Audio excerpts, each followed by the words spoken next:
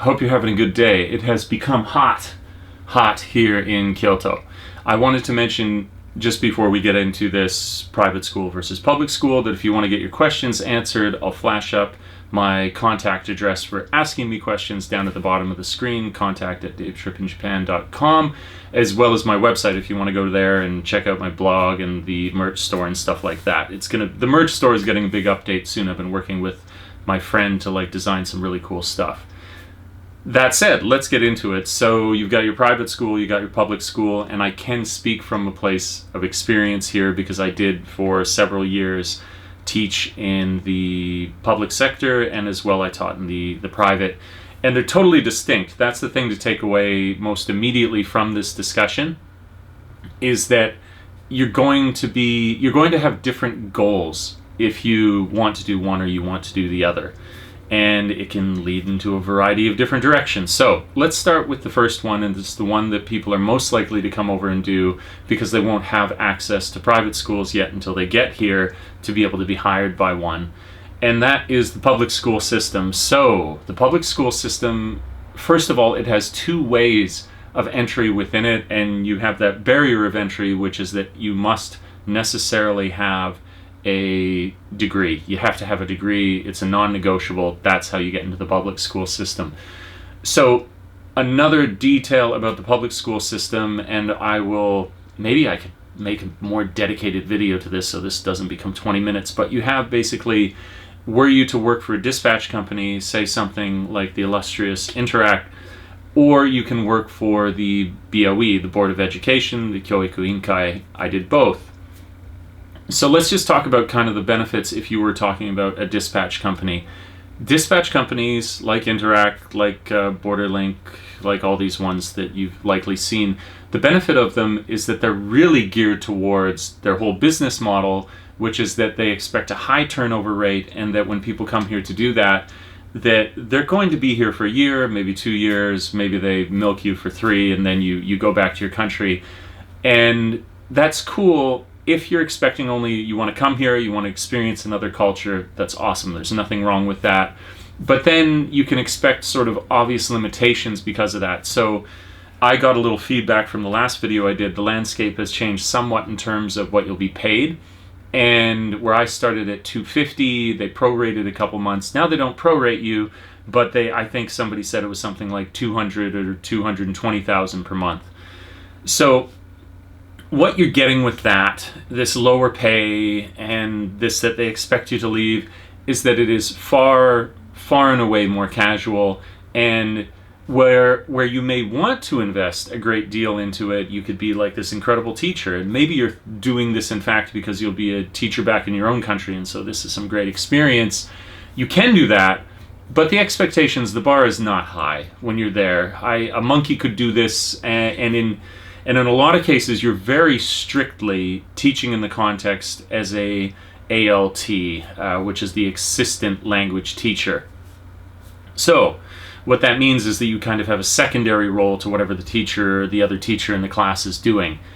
Big variation there between whether you're teaching in elementary school versus junior high school, because the reality is there that in elementary school, this is in no criticism of the teachers in terms of whatever else it is that they're doing in the other subjects that they have, but many of the teachers in elementary school simply have English as good as the kids nearly. They just have a will that they may speak it, or they might not have any interest at all. And so those who end up in elementary school in the public school system will end up doing way more, and are only an assistant, only in name. You actually lead a lot of things. But if you end up being in a junior high school situation, then you will, it's pretty damn lax. You're going to have the option to occupy yourself in however you like, and not that many class hours to do. So I think this is also really good for people who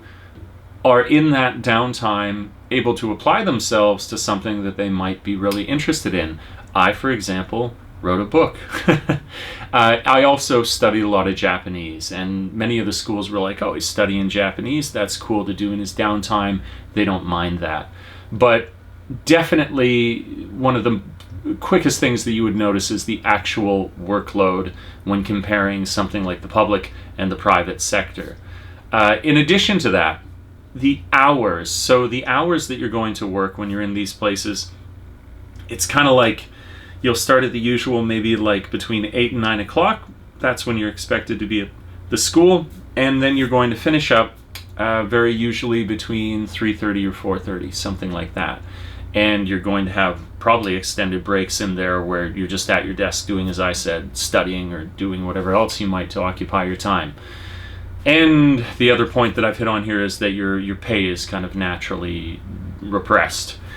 In addition to this, so they just don't need you around that much at different times of the year. So say, for example, when it is summer, you are going to get huge breaks, and it can be, or wherever it is that April, I guess, is when you begin. Whenever you get your breaks, it's been a bit now since I've done it, but whenever you have your break, you will be able to go places and travel Japan. So to make a long story short, kind of the main theme here is that it's great as entry level. It's great for being able to build something else that you may have an interest in while you're doing it, and it's good for holidays. If you wanted to be the more intense teacher in that situation, then asking if you could be in an elementary school is the way that when you first arrive, you're going to accumulate experience more similar to where you actually a teacher in your home country and you had that teaching license. There's a lot that can be said on this topic, but for brevity's sake, that's where I'll stop now for the public system, and we'll move into the private sector now. And you can contact me if you want more clarification, or you're like, oh, could you give a breakdown of this and this? Write me an email, and I can get a video created for that.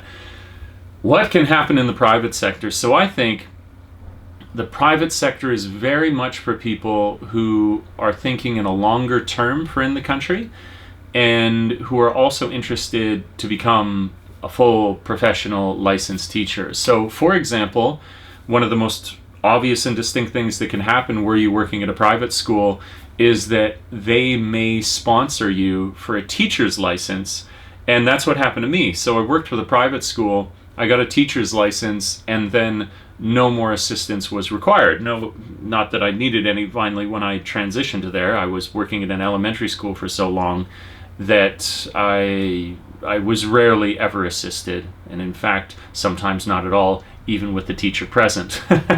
But getting that teacher's license is amazing. It's transformative because now it is your class. You have complete control of it. Nobody's looking over your shoulder other than that your students would actually be progressing and they would be doing well. And that is a liberating and empowering kind of thing to do. So if that is your jam, if you're interested to move into this more professionally, then that's something that you could do. Now, talking about contracts as well, usually where you're in something I could have mentioned in the previous, but I'll mention it now, where you're on a year to year to year to year contract, when you are in the private school situation, if you work there for 5 years, I believe by law they're obligated to offer you full-time, or perhaps even sooner you could apply to be considered a full member of staff there and really integrate completely into the system, which if you're into that, if you're really, really invested in becoming this professional teacher, then this would be a bonus for you. Now, as well, generally speaking, they will pay you more at a private school.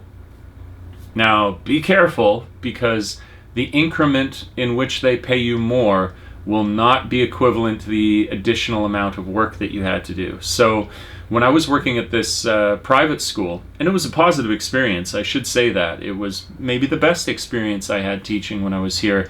It was still mountains more work than what I ever had to do in the public sector.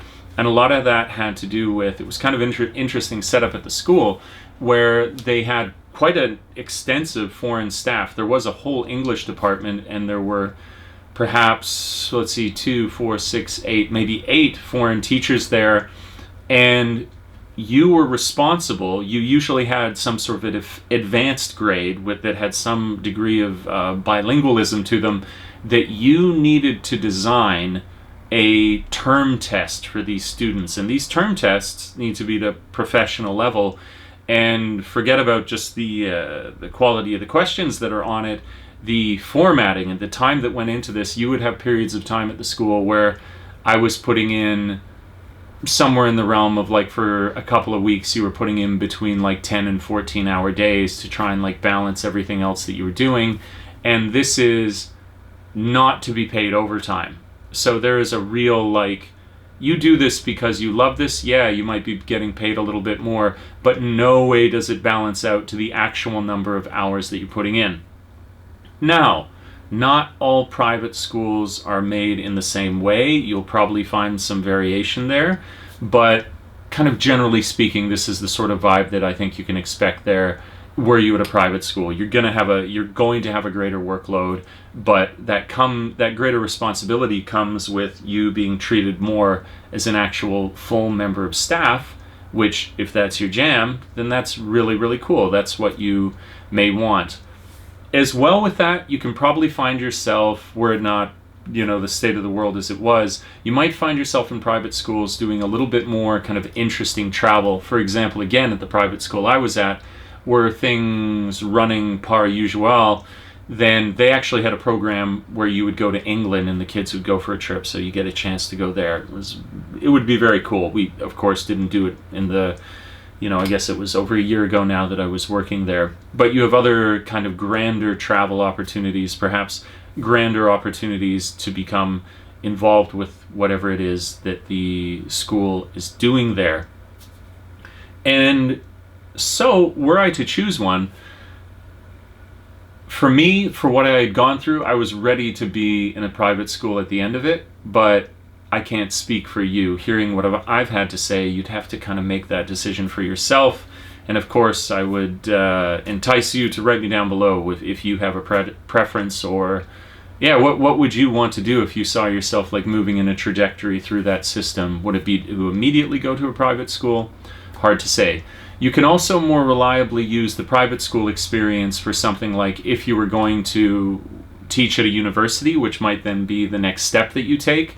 If you were a licensed teacher in a private school, you landing that job in a university is far, far more likely. Now, I'm tempted to talk now about the Board of Education, but I think I may make a distinct video which talks about the public sector working for a dispatch company versus working for a Board of Education. Let me know. I'll probably make it, but let me know. Maybe if I get some feedback down below, like unequivocally, everybody says they want to know what that is, then I could make that video as opposed to something else that I may do in the interim. I hope you found this useful and that it gives you some sort of context. I can always broaden outwards, but rather than to turn this into a half an hour thing, those are kind of like the Cole's notes, bullet points of what you'll find between these experiences. I appreciate you so much. It's fun to return to these. It's interesting. I wonder, all these people who may find me for the first time who are looking into this now, that's cool. The cycle continues. Everything is renewing eternally.